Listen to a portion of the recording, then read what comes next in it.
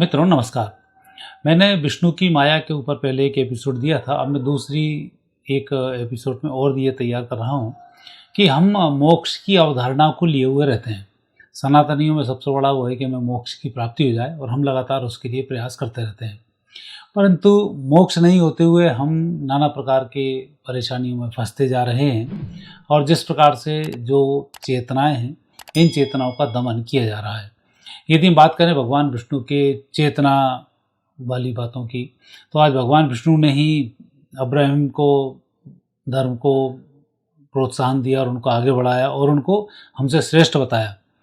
यदि आप बात करेंगे भविष्य पुराण पढ़ेंगे तो आपको मालूम पड़ेगा कि भगवान विष्णु इनको जो अब्राहम चेतना के लोग हैं इनको अधिक श्रेष्ठ वो बता रहे हैं। अब स्थिति यहाँ पर ये आती है कि हम अपने मोक्ष को कैसे प्राप्त करें। हम यदि सब सनातन धर्म को और अब्राहमिक धर्म के लोगों को यदि हम देखते हैं तो इन दोनों में कोई खाने पीने इनका अंतर नहीं है, क्योंकि हमारे यहाँ भी सत्व रज और तमस तीनों प्रकार के खाने, तीनों प्रकार के विधान इसमें कहे जाते हैं। बहुत अधिक स्टडी करेंगे तो आपको मालूम पड़ जाएगा कि हमारे यहाँ भी मांसाहार का विशेष प्रचलन रहा है, देवी देवताओं को चढ़ाने का प्रचलन रहा है, बलि का प्रचलन रहा है। लोग भले ही बलि को कुछ भी बकबक करके व्हाट्सएप पर चला रहे हों, पर उससे आप मुक्त नहीं हो सकते इन बातों को, शब्दों को हेरफेर करके। आज जिन देवियों को बलि चढ़ती थी वो बलि नहीं चढ़ रही, तो उन स्थानों की शून्यता भी होती जा रही है और जहाँ इन सब प्रथाओं में है वहाँ कहीं से कहीं लाभ मिल रहे हैं। लेकिन मूल जो सनातन में और अब्राहमी पंथों के अंतर्गत यदि हम देखते हैं तो इसमें मूलभूत जो अंतर है वो अंतर है मृत्यु के बाद दाह संस्कार का और गाड़ने का। यहाँ तीन प्रकार की फोर्स तैयार की जाती हैं। एक इलेक्ट्रिक फोर्स होती है, दूसरी फोर्स है मैग्नेटिक और तीसरी है अग्नि। अब यहाँ पर सदियों से हम अग्नि संस्कार के माध्यम से बहुत कुछ अच्छा करते आए हैं, लेकिन धीमे धीमे इस पीढ़ियों के अंतर से इन अब्राहमिक संस्कृतियों के आने से हमारी मोक्ष की जो अवधारणा है वो धीमे धीमे समाप्त होती चली गई और आने वाले समय में ये और भी समाप्त हो जाएगी, क्योंकि इस मृत्यु के जो हमारा चक्र हुआ करता था, जलाने की हमारे यहाँ विशेष प्रथा थी। उस जलाने की प्रथा को समाप्त करने के लिए बहुत सारे कुचक्र 3000 साल से लगातार रचे जा रहे हैं और इसमें सनातन में विशेष रूप से हम संस्कारों की बात करते हैं।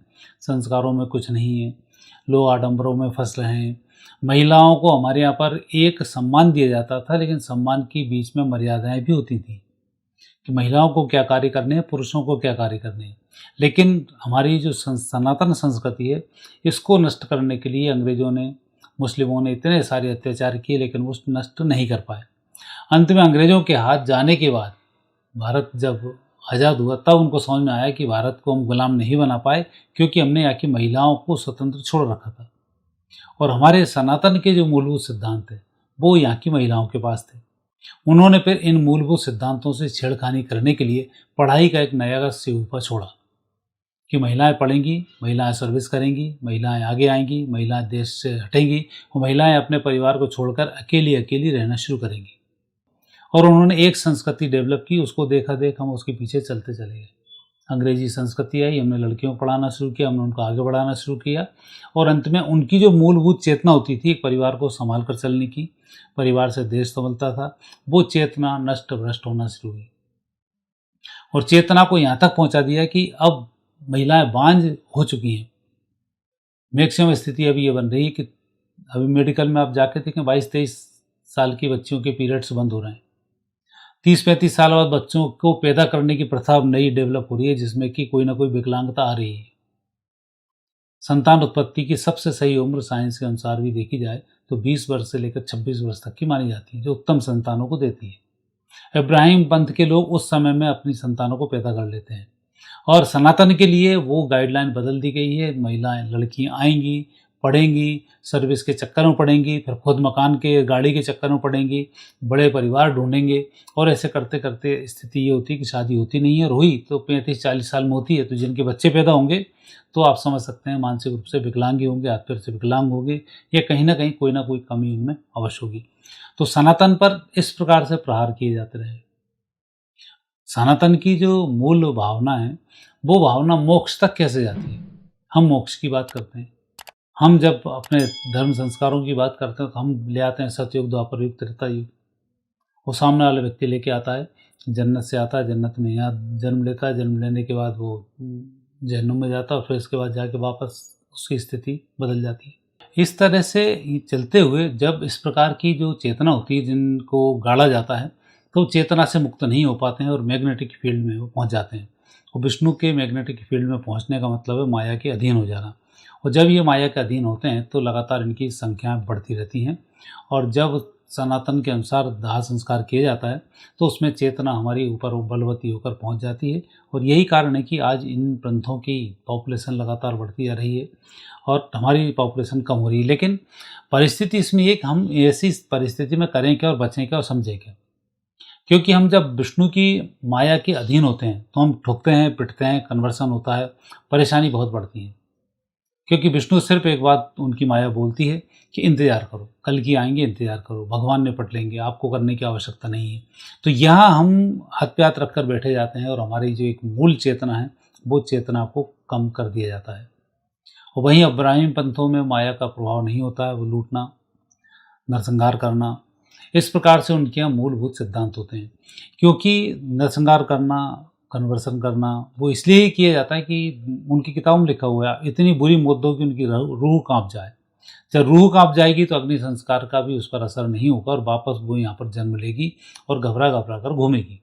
और पूर्व जन्म के जो पास्ट लाइफ वाले देखे होंगे आपने, इसमें कई लोग ऐसे हैं जिनको कि इस प्रकार से मारा गया है तो अभी तक वो याद रखते हैं। पूर्व जन्म में सिर से कुचला गया तो आज भी उनका सिर दर्द होता है। तो ये जो संस्कार हैं बड़े गंभीर संस्कार हैं। और हमारे यहाँ का जो मूल संस्कार है सनातन संस्कृति का, वो सबसे बड़ा संस्कार है दाह संस्कार, जिसको आज हम लोग नेगेटिव करते चले जा रहे हैं।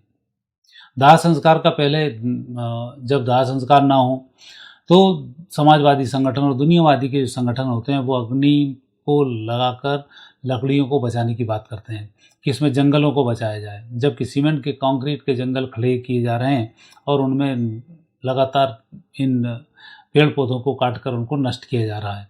पानी को नष्ट करना, बांध बनाकर हमारे जल स्रोतों को लगातार नष्ट करना। पानी ही नहीं रहेगा तो हमारे पंचभूत तत्व जिनको हम मूल रूप से मानते हैं उन्हीं में कहीं ना कहीं से सेंध खड़ी करना। जितनी हमारी नदी है इनका सबसे ज़्यादा इनको प्रदूषित करना। हमें नदियों के प्रदूषण मुक्त करने की बहुत आवश्यकता है क्योंकि नदियों से हमारा जीवन चलता है। नदियाँ अर्थात यदि प्रकृति को और मनुष्य की देह को देखेंगे तो जितनी नदियाँ इस पृथ्वी पर होती हैं उतनी ही नस और नाड़ियाँ आपके शरीर के अंदर होती हैं। जब इन गंगा, जमुना, सरस्वती नदियों को जैसे जैसे सूखता देखा गया वैसे वैसे आपके शरीर में परिवर्तन आते गए। सरस्वती नदी सूख गई तो आपके अंदर एक विचार करने की क्षमता कम हुई है और आप दूसरे के अधीन रहना शुरू हुए। आज एआई आपसे कुछ भी करा लेता है। माँ बाप बच्चों को नहीं समझाते लेकिन एआई बच्चों को बिगाड़ देता है। लड़कियों को स्वतंत्रता किस प्रकार से क्या क्या करना है वो सब काम आपको सिखा दिया जाता है। कारण कि सरस्वती नदी सूख चुकी है और आपकी सरस्वती नष्ट हो चुकी है और आपके अंदर विचार करने की, सोचने समझने की क्षमता समाप्त हो चुकी है। गंगा जमुना की हम बात करते हैं, आज आप देख रहे होंगे इस प्रदूषण में सबसे ज़्यादा नाक सूख रही है। डॉक्टरों को पता है कारण क्या है लेकिन कभी नहीं बताएंगे। कुछ छोटे से ड्रॉप दे देंगे और बता देंगे ऐसा करते रहो, कोई प्राणायाम की बात नहीं करेगा। गंगा जमुना दोनों हैं, दोनों आपकी नाकों के लेफ्ट और राइट नथुने हैं, दोनों सूख रहे हैं। और जब दोनों चले जाएंगे तो ऐसी स्थिति में ब्रह्मानंद आपका जो है वो भी नष्ट हो जाएगा और आप फिर वापस गुलाम बन जाएंगे। और यही जो गुलामी है कल की यही चाहता है कि एआई की जो गुलामी है आने वाले समय में एआई के माध्यम से ऐसी ही चलेगी। क्योंकि लड़ाई अब शुक्राचार्य की है और कल्कि की। शुक्राचार्य हमेशा कल्कि की पूरी या जो विष्णु अवतार इनकी पूरी मदद करते हैं क्योंकि वैसे भी इनके साले होते हैं। और जो इनकी माया को चाहिए शुक्राचार्य वो पूरी व्यवस्थाओं को करने को तैयार रहते हैं। और जो शुक्राचार्य की व्यवस्थाएं वो व्यवस्थाएं अब लगातार बढ़ रही हैं। और सनातन की जो मूल चेतना है, जो शिव की चेतना है, जो महाकाल और महाकाली की चेतना है, वो चेतना को ढकने का ये काम कर रहे हैं। आज आपने नए नए आडंबर देखे। विष्णु ने कहा मुझे नाम लेना पसंद है, नाम सुनना पसंद है। मतलब मुझे यदि कोई मेरी चापलूसी करेगा वो मुझे पसंद आता है। विष्णु के आप नाम लो, जाप करो, ये विष्णु को बहुत पसंद आता है। इनसे होता क्या है, कुछ नहीं हो पाता। एक अनुष्ठान है, वो एक अलग अनुष्ठान है, पर इनका मतलब ये है। दूसरा शिव अग्नि तत्व है जिस पर कि मौन रहकर ही अग्नि के बीच में प्रवेश किया जा सकता है। लेकिन शिव के ऊपर जल डालने की जो व्यवस्था है वही माया के द्वारा कराई गई व्यवस्था है। शिव के मंदिरों में चिल्ला चोट करने की व्यवस्था ये भी माया के द्वारा कराई गई व्यवस्था है, जबकि शिव के मंदिरों में शांत रहकर बैठने की व्यवस्था है। कहा जाता है कि शिव के मंदिर में ज़्यादा उपद्रव करते हैं, भूत प्रेत लग जाते हैं, पहले के लोग बोलते थे, लेकिन अब ऐसा नहीं है। महाकाल चले जाओ, खूब चिल्लाते हुए नजर आते हैं।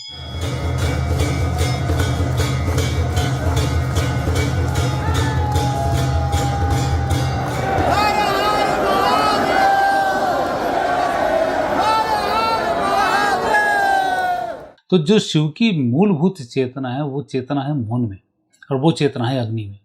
यदि आपके शिव को महाकाल और महाकाली को देखेंगे तो शिव के रूप में महाकाल जो अंदर ब्लैक होल के रूप में विराजमान, और महाकाली अग्नि के रूप में विराजमान है। और यही कारण है कि शिव की चेतना के ऊपर किसी भी प्रकार के दोष नहीं लगते और दोष रहित होती है। और जिस चेतना को अग्नि के माध्यम से तपाकर बनाया जाए तो उस पर भी किसी प्रकार के कोई दोष नहीं होते हैं। प्रकृति में एक मैग्नेट की है। आपने देखा हो भगवान राम के टाइम पर जब रावण युद्ध हुआ तब राक्षस लोग अधो नीचे की ओर अधोगामी चेतना गई और एक ऊर्ध्वगामी गई। तो जो ऊर्ध्वगामी चेतना थी उसको भगवान ने अमृत को डालकर उनको वापस उठा लिया था, तो अधोगामी चेतना को वहीं नष्ट कर दिया। तो आज जो स्थिति बन रही है वो स्थिति यही बन रही है कि यहाँ पर गाड़ने के रूप में चेतना को अधोगामी रखा जाता है और कयामत का इंतजार किया जाता है, तब तक ऊँधती हो तब तक ये वापस इनका आना जाना चलता रहता है। सनातन में जो चेतना होती है उसको अग्नि के रूप में लगाया जाता है। अग्नि पर मैग्नेट का प्रभाव नहीं पड़ता है और मैग्नेट के विरुद्ध जाकर वो हमारी जो शुद्ध चेतना है वो सूक्ष्मतम में विराजमान हो जाती है। और यही हमारे मोक्ष की अवधारणा है। मोक्ष कैसे मिलेगा? आप सारे काम करें, काम गलत करें सही करें, इसके रूप में हमें फंसा दिया गया। आप किन लोगों से एप्स्टीन फाइल है, ये फाइलें हैं क्या? आपसी व्यक्तियों के संबंध थे, उनको आपने उठाकर टैप कर दिया। कोई दो लोगों के संबंध थे, आपने रिकॉर्डिंग कर ली, उनको बदनाम कर दिया। जिनकी टेप नहीं आई वो बदनाम नहीं हुए। तो ऐसे बहुत से रीजन हैं जहाँ की हमारी चेतना को कमज़ोर किया गया। हमारे धर्म में बहुत सारी चीज़ें बताई गई कि ये गलत है, ऐसा नहीं वैसा नहीं, और हम उसी में ही लगे रहते हैं कि हमने किसी से कुछ बोल दिया तो हम उसकी क्षमा मांगने में लगे हुए हैं। क्षमा मांगने का मतलब सरेंडर, और सरेंडर का मतलब आप माया के अधीन हो चुके हैं। जबकि सीधा कहा जाता है कि जो भी काम आप कर रहे हो प्रकृति के द्वारा कराया जाता है, उसमें किसी प्रकार का कोई दोष नहीं है। उपद्रवी लोग हैं, उनसे आपको बचकर रहना है, ये आपके लिए इतना आपको दिमाग दिया गया है। लेकिन आप वहीं जाते हैं, वहीं मरते हैं, तो ये आपकी चेतना का आप खुद नाश करते हैं। लेकिन अग्नि उस प्रकार के दोषों को भी दूर करती है। तो हमारे यहाँ एक जो डर का भय पैदा किया गया है धर्म के माध्यम से कि ऐसा नहीं करोगे तो ऐसा होगा, ऐसा नहीं करोगे तो ऐसा होगा, और उसमें हमें इतना भय व्याप्त करा दिया जाता है कि आखिरी में हम सोचते हैं क्या करें और क्या ना करें, और अंत में फिर निरंकुश होकर हम इसी अब्राह्मिक पंथ को अपना लेते हैं और फिर हम जन्म मृत्यु के चक्कर में फंसे रहते हैं। तो सबसे पहला जो हमारे यहाँ का मूलभूत सिद्धांत है वो है अग्नि। अग्नि संस्कार के माध्यम से हम आगे बढ़ते हैं और हमारी चेतना एक मोक्ष के रूप में प्राप्त हो जाती है। अर्थात आप पृथ्वी पर आए, रावण को पृथ्वी पर भेजा, कुंभकर्ण को पृथ्वी पर भेजा। इन्होंने क्या किया? इन्होंने लड़ाई की। वृत्तासुर चतुश्लोकी आप पढ़ो, वृत्तासुर चतुश्लोकी में आपको मूलभूत सिद्धांत सनातन के समझ में आ जाएंगे। छोटा सा ही है चतुश्लोकी उसकी। रावण लड़ना शुरू किया, उसको पता था राम है मैं हार जाऊंगा, लेकिन अंत तक उसने संघर्ष कर डाला और उसके बाद राम में ही विलीन हो गया। वो सोचता कि राम है, भगवान है, पाप चलेगा पुण्य चलेगा, कुछ नहीं। और अल्टीमेट पाप किसको लगा? राम को। ब्राह्मण को मारने का दोष लगा, उसके लिए उन्हें रामेश्वरम जाना पड़ा और इस तरीके के सारे काम करने पड़े। मतलब उस परम चेतना को भी नष्ट करने का पाप लगता है और हम उस परम चेतना को भूलते जा रहे हैं। और इन अब्राहिमी पंथों में जिस तरीके से माया ने ढककर हमें वहाँ फंसाना शुरू किया और हम उसमें उलझे हुए हैं। तो मित्रों, अग्नि का जो हमारा संस्कार, ये संस्कार बड़ा ज़बरदस्त संस्कार है। आज अग्नि संस्कार की जगह इन अब्राह्मी पंथ के लोगों ने या वैज्ञानिकों ने या यूँ कहें कि सनातन विरोधियों ने एक नई अवधारणा दी कि हम दाह संस्कार इलेक्ट्रिक वाला करेंगे। इलेक्ट्रिक के दाह संस्कार में उत्पन्न हुई अग्नि विद्युत का एक विस्फोट है, जिस विस्फोट में हमको विस्फोट किया जाता है। तो आप किसी व्यक्ति को विस्फोट करेंगे तो वो भी चेतना उसकी बलवती नहीं हो पाएगी। उसके लिए विधिवत अग्नि ही संस्कार किया जाता है, तो हमारी चेतना को उस प्रकार की शांतियाँ मिलती हैं और मोक्ष की वो प्राप्ति कर पाती है। तो मित्रों, विशेष रूप से जो परिवर्तन है वो परिवर्तन बहुत सारे हैं। माया ने हमें किस किस प्रकार से ढक रखा है इसकी मैं आपसे चर्चा अभी और भी करता रहूँगा। आगे फिर नए विषय के साथ आपसे भेंट करूँगा। आज्ञा दीजिए। नमस्कार।